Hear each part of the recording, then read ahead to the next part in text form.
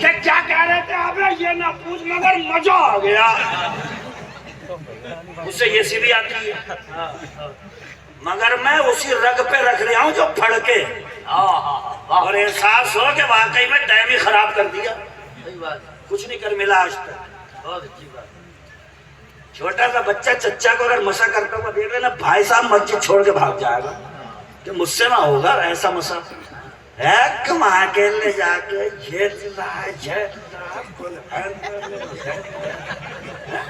اتنا بڑا بچہ چھوڑ کے بھاگ جائے گا مسجد. کیا کہ اتنا ٹیڑھا ہوتا ہے یہ مسا اپنے بس کی نہیں ہے. بڑا چھوٹا سا کام تھا پانی لے کے یہ مسا ہو گیا. اسے ایسے ایسے کما کے رکھ دیا. کتنے جلسے ہو گئے؟ یہ 13واں آیت ہے. اچھا پانی کو چوم رہا ابھی تک بولے اور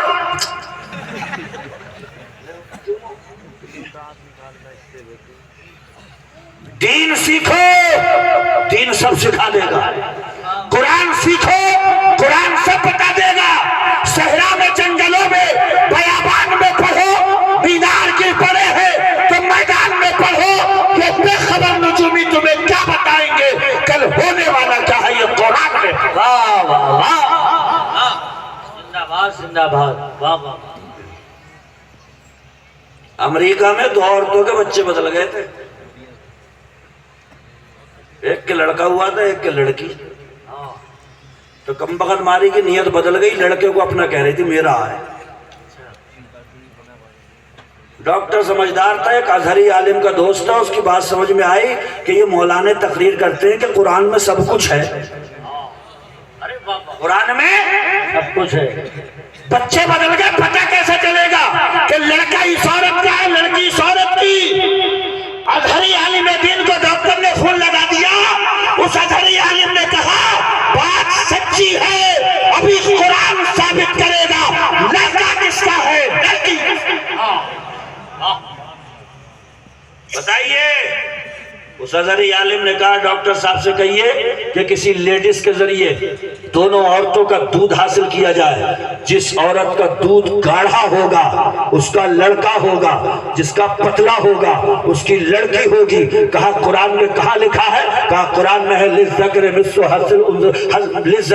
حظ الانثیین کہ لڑکی کے لیے ایک حصہ ہے لڑکوں کے لیے ڈبل حصہ ہے. تو جس کا لڑکا ہوگا دودھ اس کا بھاری ہوگا اس کا دودھ گاڑھا ہوگا. خدا کی قسم لیبارٹری میں جب جانچ کی گئی تو جس کا لڑکا تھا اس کا دودھ گاڑھا تھا. جس کی لڑکی تھی اس کا دودھ پتلا تھا.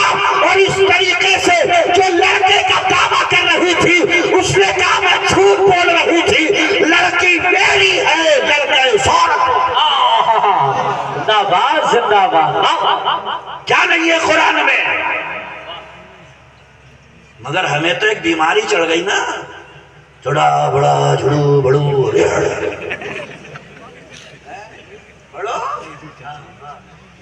مگر علامہ صاحب سے پوچھئے قاری صاحب سے پوچھئے آج بچہ ریڑھ تک دکھیائی آیا ریڑھ یہ بتاؤ ثواب کتنا ملا. تو یہ کہیں گے 0 بٹا سناٹا.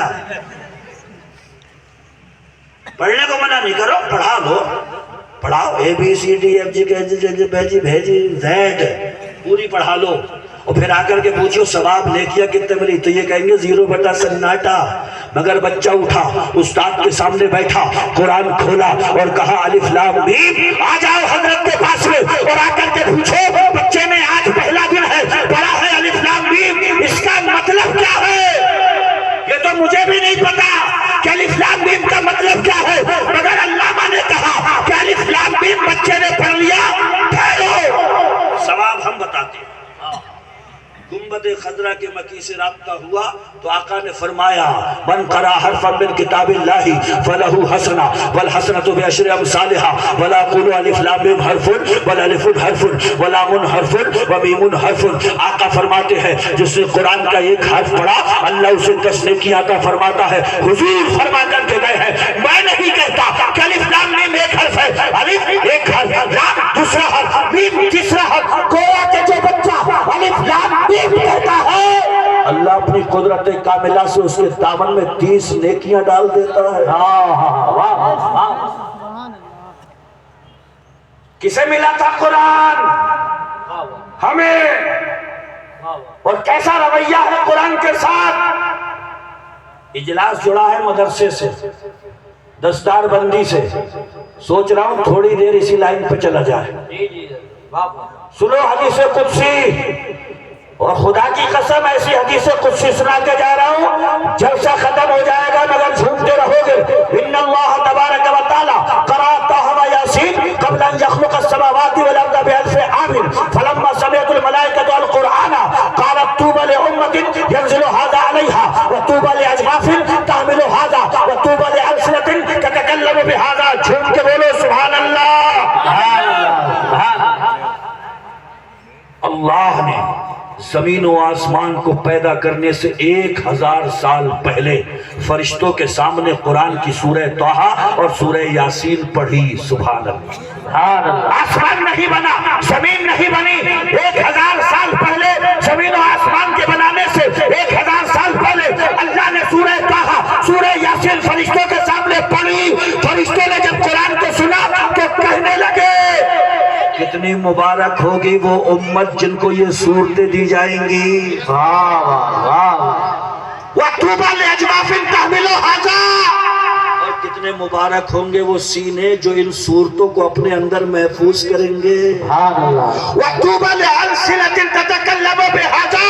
اور کتنی مبارک ہوں گی وہ زبانیں جو ان صورتوں کی تلاوت کریں گی. ہمارے لیے نازل ہوئی اور ہماری قوم مسلم کا لونڈا کیا کہہ رہا؟ 256 جبی کا لایا ہوں اب کی میں نے کہا کیوں؟ تو بولا اس میں پورے دن بجائیو گانے ختم ہی نہیں ہو. میں نے کہا قرآن کی ایک آدھ سورت؟ بولے نا.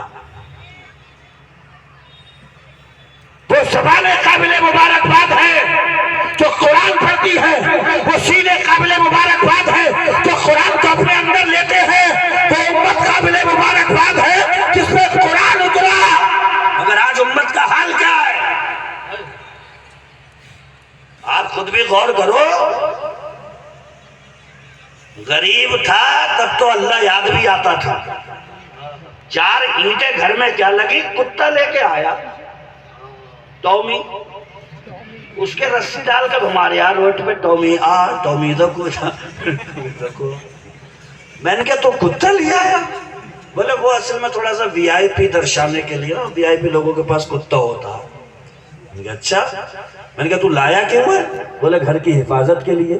میں نے کہا تو مسلمان ہے، صاحب ایمان ہے، قرآن تیرے پاس میں ہے، اس میں ایک آیت الکرسی ہے، وہ بڑے دعوے کے ساتھ میں کہتی ہے پڑھ مجھے پھونکتے گیٹ پہ ساری رات سونا تیرا کام ہے، تیرے گھر کی حفاظت کرنا آیت الکرسی کا کام.